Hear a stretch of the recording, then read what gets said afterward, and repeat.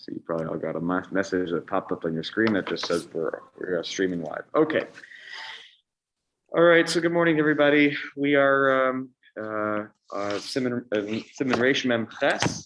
We are in the middle of Sif Gimel. I will remind you what it is that we were what the Shulchan Aruch says at the beginning of Sif Gimel. The Shulchan Aruch had said that starts to describe there are certain scenarios under which taking a trip by boat is actually mutter on Shabbos. And he says, I'm just going to reread the Shulchan Aruch's word. We're not going to read the Mishnah Berurah inside on this part. But heicha de mutter lahaflig me'erev Shabbos. When is it okay and permitted to leave on a boat journey on Erev Shabbos? That is okay if you enter you're on the boat Erev Shabbos before Shabbos starts. And you acquire that place as your place of residence. Even though the boat will set sail, it will head off to sea on Shabbos. Mutter, it is permissible.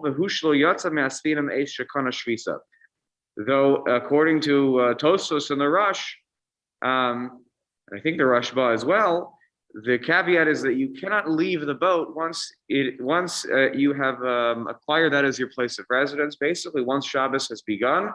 Good morning, Rabbi. Once Shabbos has begun, there is no turning back in terms of going off the boat. We'll see in a moment. There's another opinion here that says that on Friday night you can get off the boat because you know the boat's going to leave on Saturday morning. They're not setting sail until Saturday morning. So for one night, you'd rather sleep in your comfy bed than whatever they have available for you on the boat. I know on a cruise line that would probably be fine because they probably have a nice bed for you there, but not everything was always a cruise line. So, okay, Tov, how are you?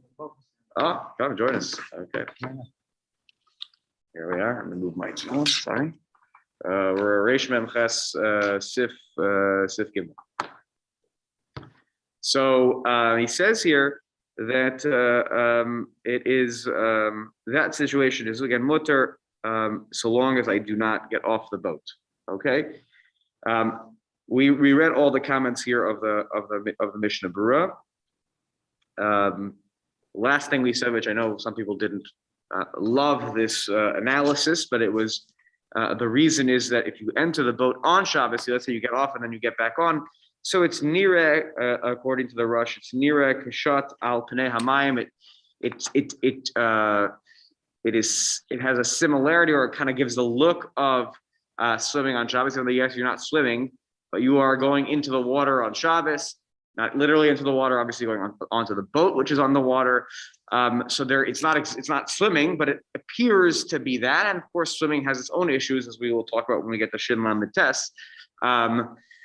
So that is that, and that's what the Rush. That is what the Rush and other poskim say as to why you can't get back on the boat. Whether you like the explanation or you don't like the explanation, that is what the Rush does say.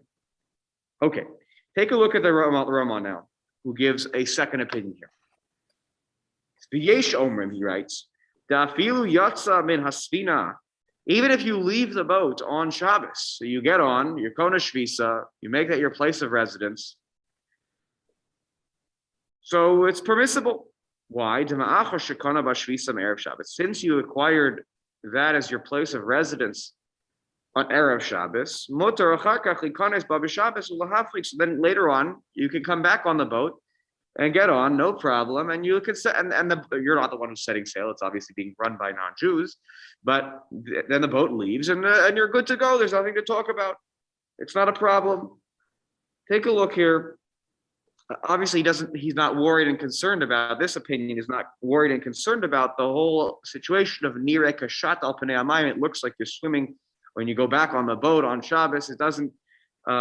This opinion is not concerned with that. Let's take a look at the Mishnah Berurah here on Chaf Beis and Chaf Gimel. Chaf Beis is a little bit of a lengthy comment, so let's see how it plays out.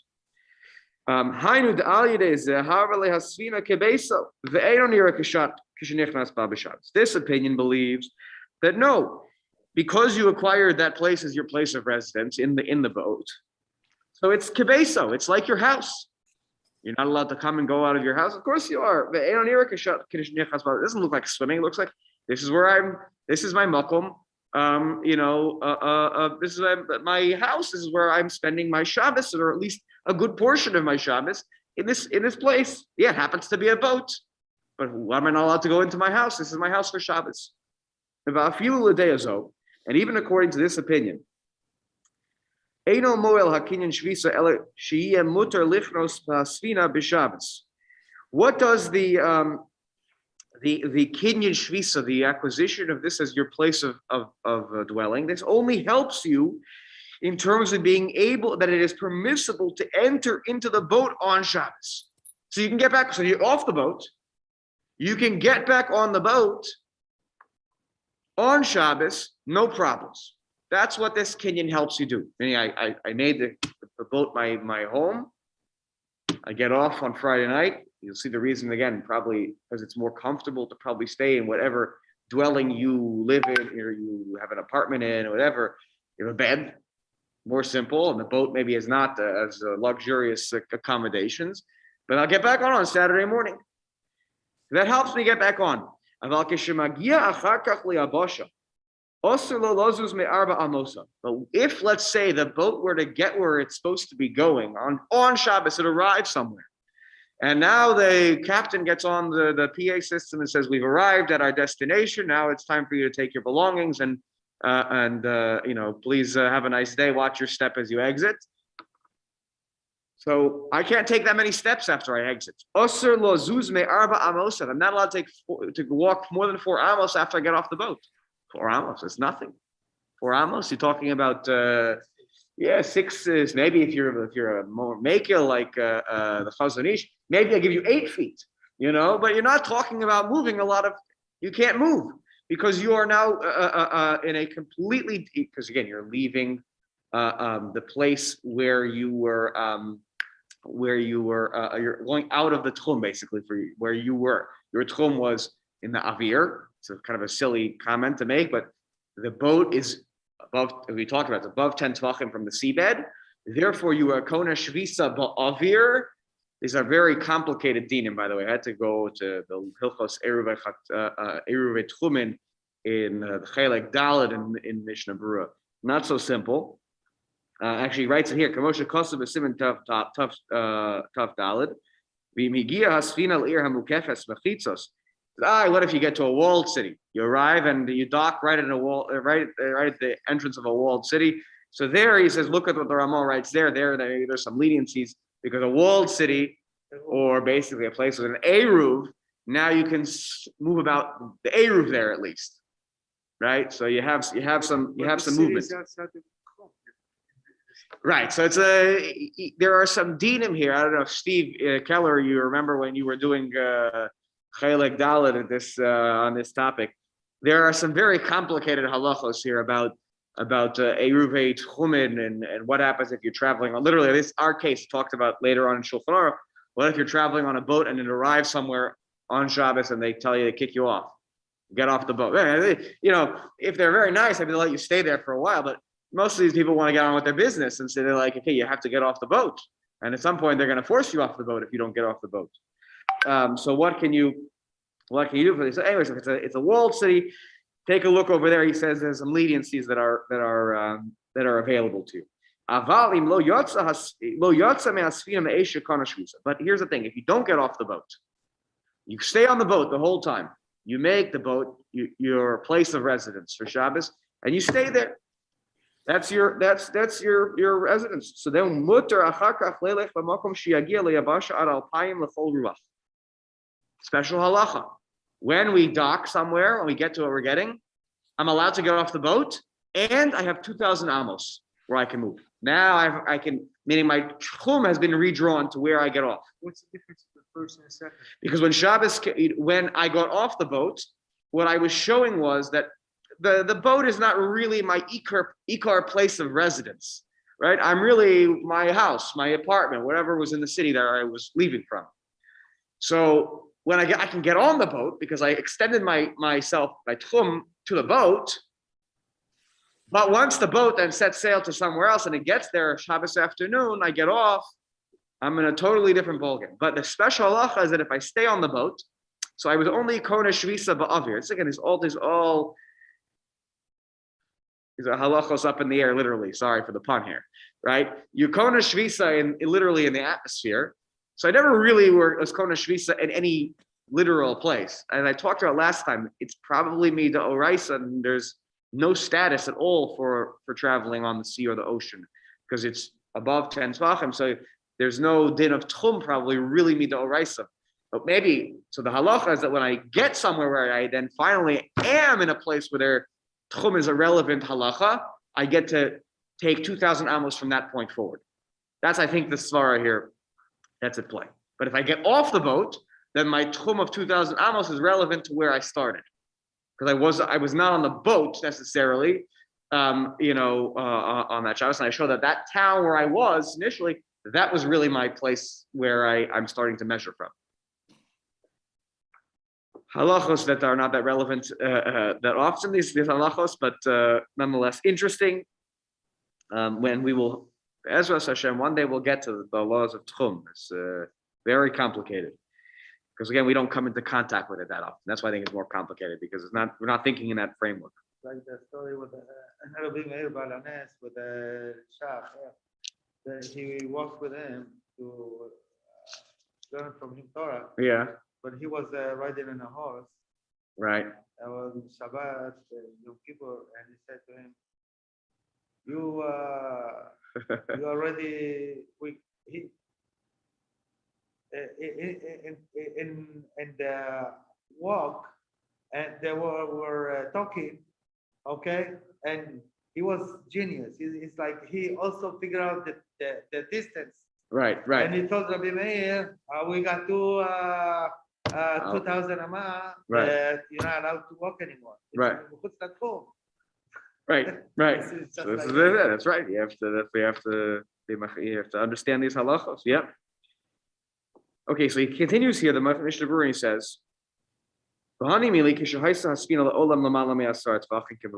again, the assumption here is, of course, that the boat is always 10 tvachim above the seabed. If not, then you have to rejigger the calculations because then you're not really on the water, you're just on land that has a big puddle on it. Okay. Ubasfina gufa, on the boat itself, interesting, right? If you're on the boat, can you move around the boat, or are you confined to your room, right? Ubasfina gufa mahalecha skula, you can walk around the boat to your heart's content from one side to the other, not a problem. Afilu im yatzami ba'erev lebeso. Even if, let's say, you got off the boat at night and then you got back on in the morning, you can, so when you get to where you're going, you can't walk more than 4 amos. But on the boat itself, you can walk around as you'd like. Why? Since you established some sort of residence in the atmosphere, prior to the onset of Shabbos, it's totally fine. If you did not acquire any kind of residency on that boat on Friday, right? Before Shabbos came in. So ayin lekaman simin tafhei sif zayin b'mishnah berurah. So take a look. It says that again Hilchos Eruvei Tchumin. I did take a look there. Frankly, it was not so simple to understand everything that was going on. But he says, "Kisham be'arnu kol prate adinim elo." And basically, the Mishnah Berurah says you have to go look at all the halachos there. What happens if you don't make this arrangement before Shabbos? It's much more complicated for you in terms of you're moving around. Certainly, once you get off the boat, very problematic. But even on the boat, what to talk about. So, bottom line is, if you're taking some sort of cruise where you're getting on before Shabbos, and let's say you're staying on the boat on the whole, you're not getting off and then back on. So certainly you're being there, and you're having walked in that spot and on the boat. Certainly will help you in terms of acquiring. Again, if you want to do an actual Eruv Chatzeros, when you get on, it's probably even better. But by just simply being there and establishing yourself there with your belongings, you probably are okay. You can walk around the boat to your heart's content from one side to the other side. There should be no restriction in moving about the boat. If the boat docks somewhere, it's a little more complicated. It has to, you have to, again, be holding a little bit on these halachos to fully understand, but you might have some wiggle room to walk around. But then it's an interesting question. If you get back on the boat and then they continue going somewhere, then the second time might not be so simple to get off. So that is, if you're going on a cruise, you're going on something, you stay on the boat the whole time, you're definitely going to be okay.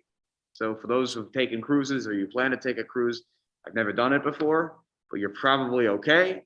You have to just make sure that, again, you're not explicitly telling non-Jews to be doing things for you, malachos on your behalf. So, if you're going, we should have a conversation before and just to make sure to go over a few things. But you're not missing much. Okay. Let me ask you a question. So Yeah, Mike. So we established a river. Yeah. And the boat, I was always under the impression that the boat has to be 2,000 hours away from the shore before Shabbos starts. Isn't that true? So based on what we're reading here, it doesn't have to be. Doesn't have to be. So long as the boat is literally sitting in water that is deeper than 10 tvachim, and you get on the boat, and you establish that as your mokom, you make a kinyan shvisa there. So then I think you're okay, no matter if the cruise leaves on Shabbos. If the cruise left on Wednesday, Tuesday, whatever, and it's just on the water, keeps going, so also not a problem. Technically, as long as you're on the boat before Shabbos starts, you're probably okay. If you're getting on Friday night, like on Shabbos, that's a problem. It looks like. It doesn't look like that's okay. Again, because you're going to run into issues of tchum once it leaves, and it's going to leave, and it's going to go far. Boats don't just travel, a few hundred feet or a few thousand feet. They're going to go far. You're going to run into an issue of tchum. It's just going to happen. Is my memory wrong? But if you establish a tchum, eru, 2,000 At the edge of another, yeah. At the edge. If you go there on Shabbos, You get another you 2,000. get another 2,000. That's correct. Okay? All right. So why in this case, when the boat got into port, I don't have 2,000 amos. Why is it only 4 amos if I get on? Why did I get 2,000 amos? I'm going from my eru that I made out. So why can't I go 2,000 amos from there? So the issue is because you can't draw the lines twice, right? So when I get off the boat on Shabbos, what I'm basically saying is that here are my 2,000 amos, because otherwise, how can I walk off the boat and start walking around my own city? So I've already made this my one directional, move of 2,000 amos, which is sort of in addition to where I was on the boat. Remember, the boat is its own kind of place now. So I have the boat, and now I have 2,000 amos in my city of origin. But if I don't get off, then I get those 2,000 amos when I get off where I'm, tomorrow at the afternoon, because I never really extended, right? I get 2,000 amos, and you're right. So it's like from the place where I was Kona Shvisa, which was the boat essentially. But if I get off, then those 2,000 go in this direction, in terms of the city where I started from. And I don't get to redraw that line a second time.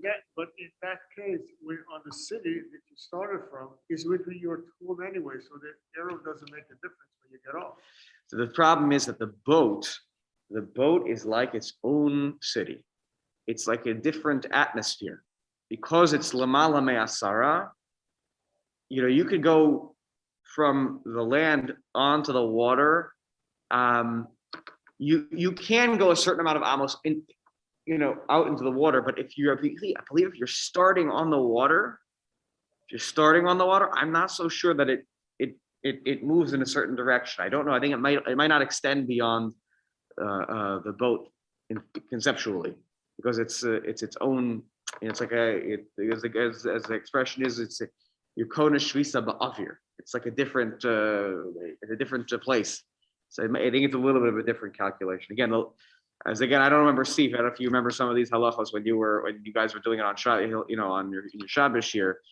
But No, I just remember that it was very complicated. very complicated. This is not an easy Indian at all, because I think here what you have is a bunch of rabbinic halachos, meaning there are just rules here, and in some ways you just have to memorize what the rules are. It's not like the things I think are so consistent from one thing to the next. These are all unique cases and situations, and the rabbis made, they made rabbinic halachos in each of these scenarios. So I think that's why it's always complicated, because there isn't like a single rule that you just continue to apply to every case. I have a question about if you go to a spot where it's a walled city or there's an Eruv, Yeah, the boat is not going to dock within the walls correct. or within Yeah, the so Eruv. you have to. Yeah, you're And gonna if have to be. Yeah, And you can't walk more than Dalet Amot. So how does that figure in? yeah. So I would imagine that you have a situation here. Either two things. Number one is that the walled city sort of begins right at the Dock? right at the dock. So you're getting off and you're going in. That's I would imagine that's the case. Or the other one would be, sometimes you have cities that are walled cities, but there are pathways like on a river. I'm imagining a gondola here, where you're kind of going into the city, through some sort of channel, meaning it's still a wall, but there's an opening. You're allowed to have, openings in a wall and still be considered an ir mukefes choma. So you could have the actual boat entering in. You can imagine it's easier with a city that has an eruv without a wall. You have an eruv, so it happens to be a river that is, in the middle of the city. So you take that route and you get off in the middle of the city. Like where I grew up in Columbus, Ohio. There was, in the middle of downtown Columbus, Ohio, was the Sioda River, and it was right in the middle of town. It wasn't on here in New York. The rivers, the East River and the Hudson, are on the outside of the city. But there are many cities where the river goes right into the middle of the city, and so you can imagine a situation where there's an eruv around the town, and you get off and you're already inside the eruv. It's a possibility. Okay. All right. Where were we here? Okay, Chav Gimel. Okay, ready for more interesting halachos here. Ready? Va'afilu imchal Yom Tov erev Shabbos shari liknos shvisa. So imagine Yom Tov fell out on Friday. So you have a Friday Yom Tov going into Shabbos. Okay, so you have 2 days that are Kodesh back to back. The halacha. You're really not supposed to prepare from Yom Tov to Shabbos. We make an exception. Here's again a really interesting sugya, which is, I think, in Hilchot Shabbat, which is the Eruv Tafshilin, that allows us to cook. Interesting how you have to explain Mida Oraisa why you can cook, not just Mida Rabbanon. The Eruv Tafshilin helps with the Rabbanon problem. The svara, anyone remember what the svara is for how come on a D'oraisa level there's no problem of cooking on Yom Tov for the next day of Shabbos, because you can't really prepare. Eruv Tafshil doesn't help with the D'oraisa. You can't create a rabbinic fiction against a Torah prohibition. How do we get around the Torah prohibition? What's the Gemara svara? I don't remember this. So the Gemara says, Hoel ve'iklar le'orchim. Since it's a possibility that orchim may come and visit, you want to be prepared for anyone who may come to your door. So you're allowed to cook with the idea that if somebody were to come to your door on Yom Tov afternoon, not yet Shabbos, you would give them a bowl of soup or whatever you're cooking. I'll give them whatever I'm making right now. Because it's fascinating that Mida Oraisa, the rabbis came up with the svara that Mida Oraisa, this gets you out of the prohibition of cooking for the next day, because you're technically cooking for today because maybe guests will come. It's fascinating. And then the Eruv Tafshilin is, the rabbis require that on top as a way of, I began my preparations, so I'm doing this as a continuation. It's not like a new action, whatever. The rabbis require that for their own reasons. 2 eggs or yeah, people do it with a matzah or an egg, or usually you have 2 cooked items usually. Yeah. So he says here, what happens if they have a Friday going into Saturday situation? How are you Konesh Visa on Friday for Saturday? You hear the question? You hear the problem? Now you have to do one to the next day. Eruv Tav Shilom, by the way, does not help you with this. It helps you with other things, by the way. You know what else Eruv Tav Shilom helps for? We don't think about this. Eruv Tav Shilom helps you light candles on Friday night. How could you light a candle?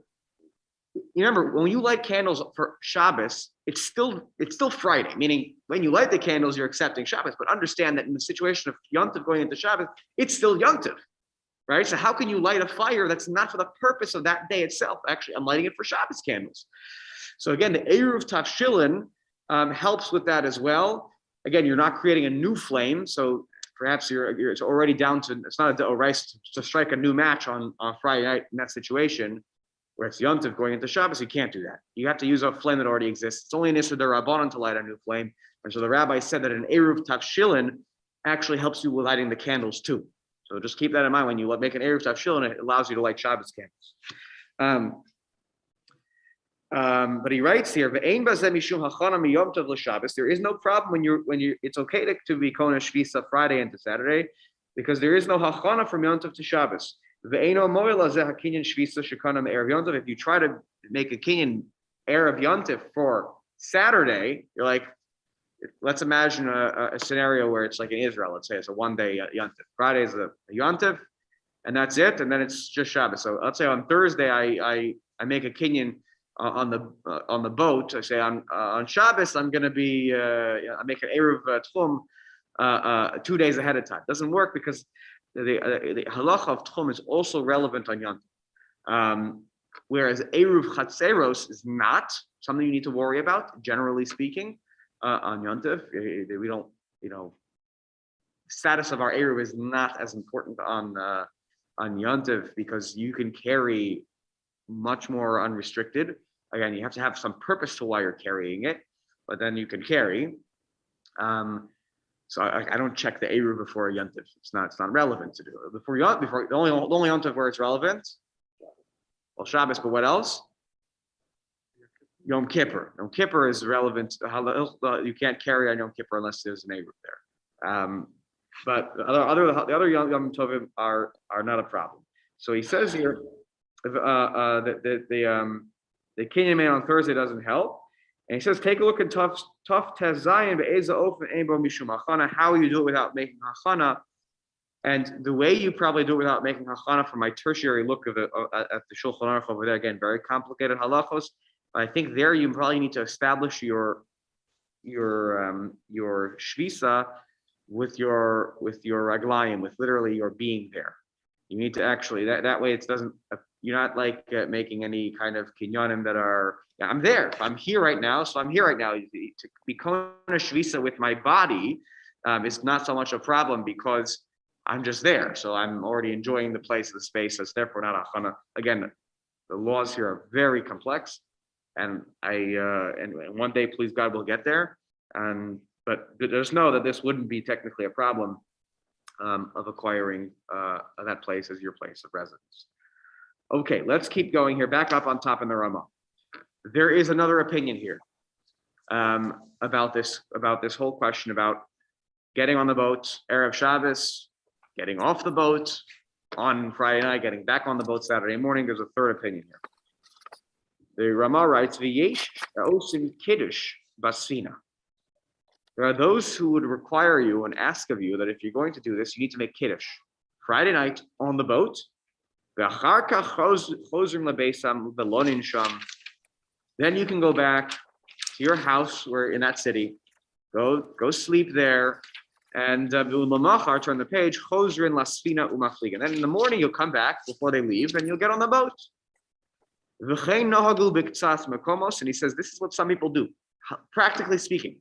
Some people are doing this, and we shouldn't protest if this is what they do. They establish that place as their place of residence. They even make kiddush, and we'll see in the Mishnah Berurah that they eat their meal there on Friday night, and then they want to have a more comfortable sleeping arrangement. So they go back, they sleep in their home, and then they get back on in the morning before the boat leaves. Again, they're not controlling when the boat leaves. They're just Stam Yidden who are doing what they have to do, and the non-Jew is running his business. And he says, "Ayin lekaman siman shin lamed tes the tough valley." Says, take a look. When you get to the halachas, again, the prohibition of swimming. That you have to just shin lamed tes has to do with the prohibition of swimming. Again, that the Rush was a little bit concerned about it. That it looks a little bit like that. Again, it's an interesting question. How does it look like that? You're not actually swimming, you're on a boat. It's a nirika shat al panei hamayim, and so it gives the wrong impression, I guess. Not to other people, but like it just feels wrong based on the halacha of not swimming. And again, Taf Dalit is a siman that talks about the laws of travel, of getting on the boat, or very yet what happens when you get off the boat on Shabbos, and at the end of your trip, if it arrives on Shabbos. So that there's more to say on this topic, but this is what he says, that at least you should really make kiddush there, eat there. Why? Take a look at Chaf Dalet in the Mishnah Berurah.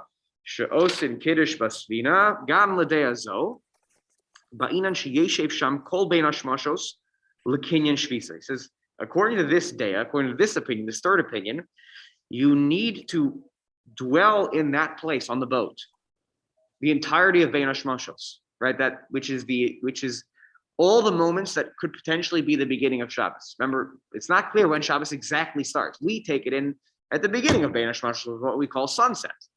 But it's unclear when halachically the new day starts. The question in many halachos, right? When does the new day start? Le'inyan legabe kriya shema shel arvis. When does the new day start in the evening?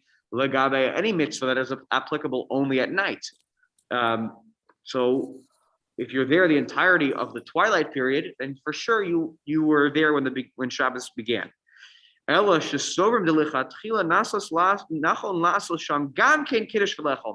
that you should be there for the beginning of Shabbos. It's best to make kiddush and eat there, so that people understand that this is the real deal. I really made this my place of dwelling. So much so, I even ate my Friday night meal there. I made kiddush, had challah, had gefilte fish, chicken soup, the whole thing. I really meant it. This is my place where I'm dwelling. Tonight I want to sleep in a more comfortable situation while I have the opportunity. But but this is really my place of residency. And all the neighbors will say, "Oh wow, yeah, look at that. They weren't even home Friday night. They were eating on the boat tonight. That's the real deal. They're not just getting on the boats on Shabbos, without having done the proper thing halachically. So they're not violating halacha of going outside the tchum, because they already established that the boat is their makom shvisa, and they ate there, they put their belongings down there, etc." They like Shabbos candle on the boat. Sounds like you should light the Shabbos candles on the boat. Yeah, because you should be able to see also while you're on the boat. Yeah. Okay, good.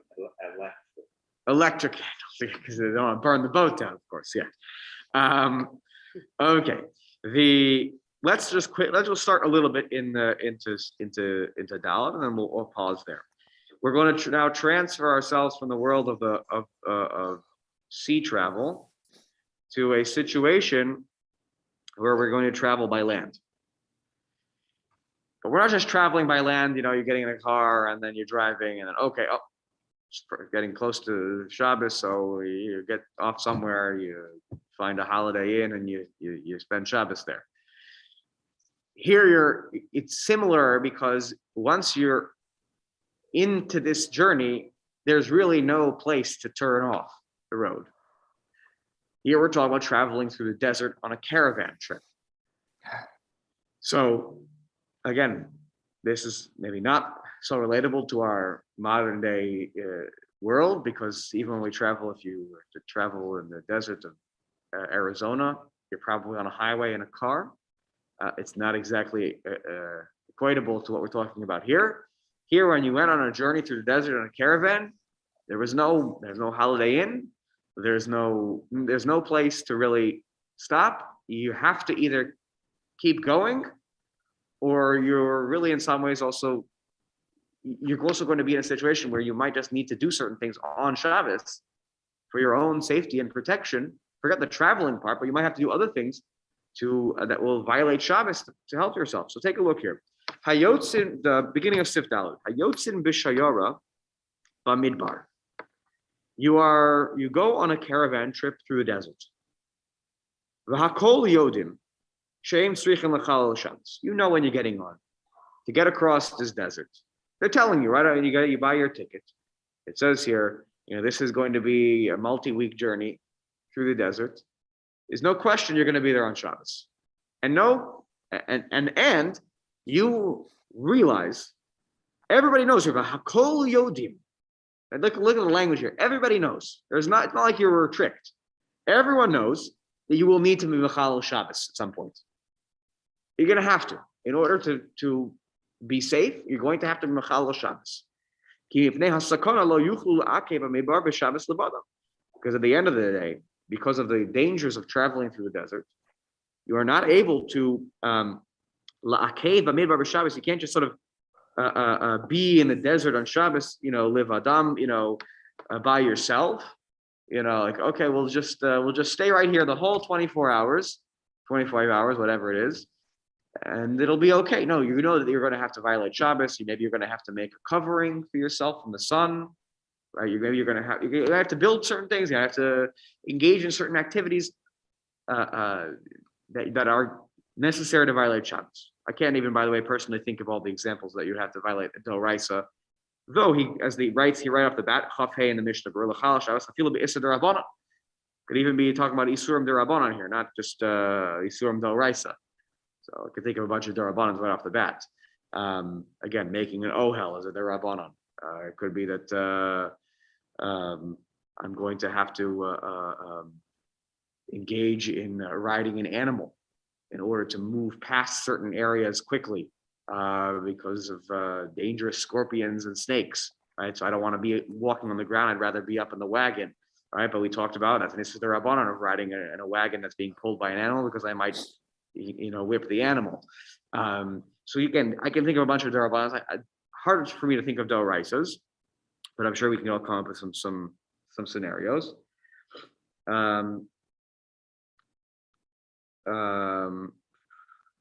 Actually, right here I see on the side of my I didn't see this yesterday. On the side of my Mishnah Berurah, it says here my example, which is that you're riding on an animal is the Rabbanon, it's the Doraisa, going outside the Tchum. Some people say Tchum is Doraisa, so you'd be traveling outside the Tchum. Wherever you established yourself at the beginning of Shabbos, by the time you get where you're going, you might be outside the Tchum of that place. Or if you travel more than Yud Bey's meal. Okay.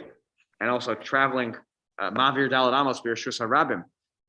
I'm going to be carrying my belongings, more than 4 amos. There's no Eruv in the middle of the desert. So my movement in the desert, I can't restrict myself to Dalad Amos, probably in order to survive. So, okay. So you see there are some examples here. So, Shlosha Yamim Kodem Shabbos, Asur Mlatzes. The 3 days leading up to Shabbos, as we've talked about with the boat, similarly here, you cannot begin this journey on those 3 days that precede Shabbos. Uvayom Rishon, Uvasheni, Uvashlishi, Mutter Latzes. But on Sunday, Monday, or Tuesday, I may begin this journey, even though Hakol Yodim, everybody knows that Shabbos might need to be Chil Shabbos. Now, here comes something very complicated. There is a contradiction in terms. Look at this next phrase. V'im achar kach ye'era lo sakana. If afterwards, anyone know what the word ye'era means? Kind of means like, oh yeah, Steve, I see you're about to say something. To occur, Yeah, it kind of happens. Yeah, it happens. If it happens that you end up in a situation of sakana, of danger, v'yitztarech l'chal Shabbos, and now you need to be mechal Shabbos, obviously for the saving your life. So mutter, of course, it doesn't need to be said. Obviously, save your life. Ve'ein kanchil, and it's not considered desecrating Shabbos that you had to violate Shabbos. What's the problem here? I want to see what the problem is a little bit here. The Mishnah Berurah is going to cherry pick here, which is very interesting that he's going to do this. Notice the beginning of the siman, the case was everybody knows you're going to have to be mechal Shabbos. Hakol yodun sheim tzrichim mechal Shabbos. And now look what happens. When can you? If it's Sunday, Monday, Tuesday, you can go. And it kind of happens that you're going to have to violate Shabbos, because you'll be in a situation of sakana. So, okay. I would have simply said that this is just a mindset, right? Sunday, Monday, Tuesday, I go. And then if it happens to be that I have to violate Shabbos, so I violate Shabbos because I don't, as the Mishnah will repeat this again, like we said, I don't have to worry about Sunday, Monday, Tuesday. I don't need to worry about Shabbos yet. But this is fascinating because the Mishnah Berurah is going to lean into this ye'era, this idea, oh, it just happened, meaning to find a chumrah that even on Sunday, Monday, or Tuesday, I cannot leave on a trip where I know for sure 100% I'm going to have to be Machal Shabbos. Even though the case at the beginning of this simon was, 100% you're going to have to violate Shabbos. So the Mishnah Berurah here, it's an interesting read that he has. Let's take a look here. Chavav and Chav Zayin. Uvayom Rishon uvasheni uvashlishi. On the Sunday, Monday, Tuesday. He writes here, because again, those days are related to the previous Shabbos we talked about. I don't have to be thinking about what about next Shabbos. It doesn't need to be part of my calculation. Okay, that's consistent with what the Baal HaMor said with what we've been saying until now. Sunday, Monday, Tuesday, I don't need to worry about the next Shabbos. Knesset Hagadolah was an Achron. Kosa b'shem Hari ben Lev. I don't know who the Ri ben Lev is. If anybody here knows, I didn't know who it was. I'm not sure. Anyways, he's quoted as saying, if you know for sure on Monday or Sunday that next Saturday I'm going to have to violate Shabbos if I leave today, I can't leave on Saturday. Not possible. Excuse me, on Sunday.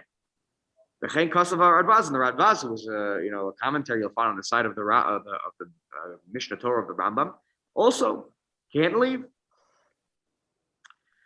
Because there are some more machmir opinions here about this situation. Nowadays we are relying that we will put ourselves in a little bit of danger. In order to not violate Shabbos. So we'll try to tough it out in the desert. In order to not have to violate Shabbos, because there are some opinions that say you shouldn't put yourself in a position where you're going to have to violate Shabbos. So based on this, because that way, at least I'll say I tried not to violate Shabbos. And that way, I didn't violate an Isser L'Mafreya retroactively when I left on Sunday or Monday. Now again, this is really a fascinating read because that's not how it read at the beginning of the Simon. Look at the next comment of the Mishnah where he says, oh, afterwards it happens to be. Road Seloma, what does it mean to say the Mishnah Berurah writes? Kevin the Memela Nisbav Hadavar Livasov Uvaonas Shel Pikuach Nefesh Ein Kan Chilul. Since it happened, Memela just happened on its own. At the end of the day, the thing kind of happened to me. This Davar kind of surrounded me. I was, I had to do something. Now I'm in a situation where I think I have to do something to save my life. It's onus happened to be. So there's no chilul in that situation.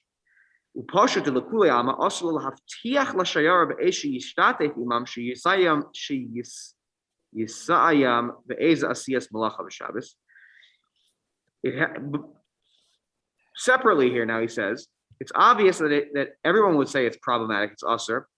If I make a deal with the people running the caravan, they want me to, oh, you want to spot on my caravan? No problem, but this is your job. Your job throughout the whole trip is you tie the ropes. I'm just giving an easy example where it would be problematic to tie knots on Shabbos. And you say to the guy, look, I can't do this. It's against my religion. I can't do this job. It says, I can't make a deal with them where I have to help them doing malacha on Shabbos, where I will know that I'm going to do malacha on Shabbos. But feel malacha d'Rabbanan, even if it's a d'Rabbanan, not a d'Oraisa. Even if the baby, because of that condition, the guy says, look, sorry, no deal. You can't come on my trip unless you do this. This is the deal. I need every one of my passengers has to do something. If you're not willing to do this, you can't come on my trip. So, if I'm not willing to partner with the person on the jobs, even if let's say I'm traveling for a Dvar Mitzvah, because it's like I'm signing up with a ticket beforehand that says I am going to be Machal Shabbos, no questions. No question. I'm being Machal Shabbos. That in some ways is a little bit different of a case because there I'm saying it's almost like I'm signing up for a job.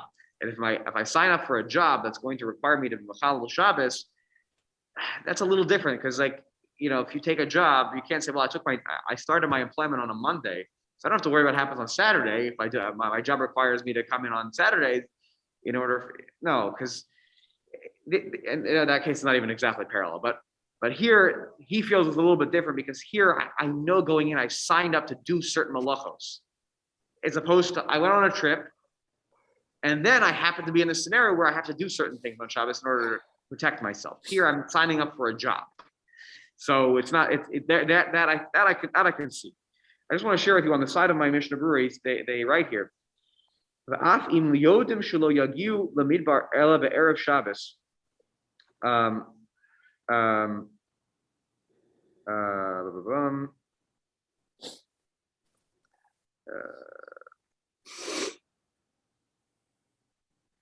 let's say that according to Rosh Zalman Auerbach, you leave on a trip and they don't get to the desert until Friday afternoon. I mean that the people we don't reach that.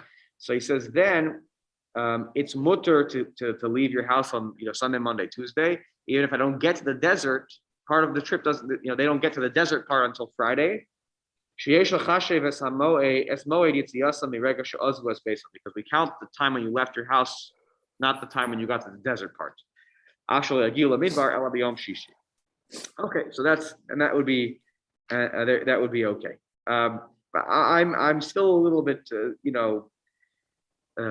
surprised a little bit at the Mishnah Berurah's reading, because I think that the beginning of this siman, it starts out very clearly as what's going to happen, and that should be okay, to then kind of hedging the bet here and saying, I don't,